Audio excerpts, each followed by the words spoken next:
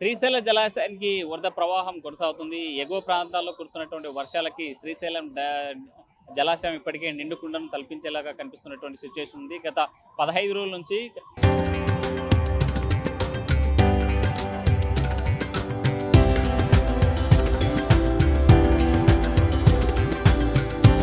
తరతరాలుగా తరగని స్వర్ణ బంధాలు మన మానిపల్లి జ్యువెలర్స్.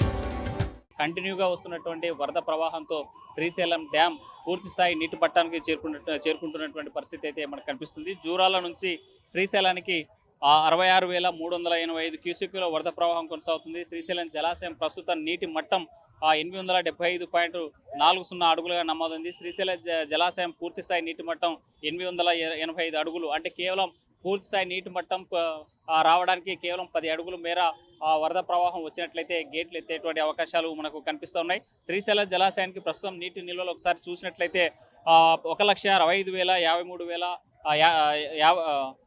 1,65,000 శ్రీశైల జలాశయం ప్రస్తుతం నీటి మట్టం చూసినట్లయితే 165.5340 టీఎంసీలుగా చేరుకున్నటువంటి పరిస్థితి ఉంది. శ్రీశైల జలాశయం పూర్తి నీటి మట్టం నిల్వలు చూస్తే 215.807 టీఎంసీలు.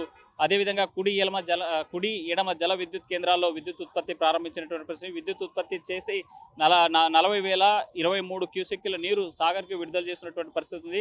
కల్వకుర్తి ఎత్తిపోతల పథకానికి 2,356 క్యూసెక్యులు, పోతిరెడ్డి హెడ్ రెగ్యులేటర్కి 8,000 క్యూసెక్యులు, అదేవిధంగా హంద్రీనివా ఎత్తిపోతల పథకానికి 3,050 క్యూసెక్కుల నీరు విడుదల చేసినటువంటి పరిస్థితి ఉంది. శ్రీశైల జలాశయానికి పూర్తి స్థాయి నీటి మట్టం చేరడానికి ఇంకొక 10 అడుగుల మేర వరద ప్రవాహం చేరినట్లయితే గేట్లు ఎత్తేటువంటి అవకాశాలు అయితే కనిపిస్తున్నాయి. ఒకవైపు ఎల్లినో ప్రభావంతో పశ్చిమ ప్రాంతాల్లో కానీ లేకపోతే ఉమ్మడి కర్నూలు జిల్లాలో ఎలాంటి భారీ స్థాయి వర్షాలు లేకపోయినప్పటికీ ఎగువ ప్రాంతాల్లో కురుస్తున్నటువంటి వర్షాలకు మాత్రం నిండుకుండను తలపిస్తున్నటువంటి సిచ్యువేషన్ అయితే మనకు ఉమ్మడి కర్నూలు జిల్లాలో కనిపిస్తుంది. వేడి జల చంద్రశేఖర్తో హుస్సేన్ RTV కర్నూలు.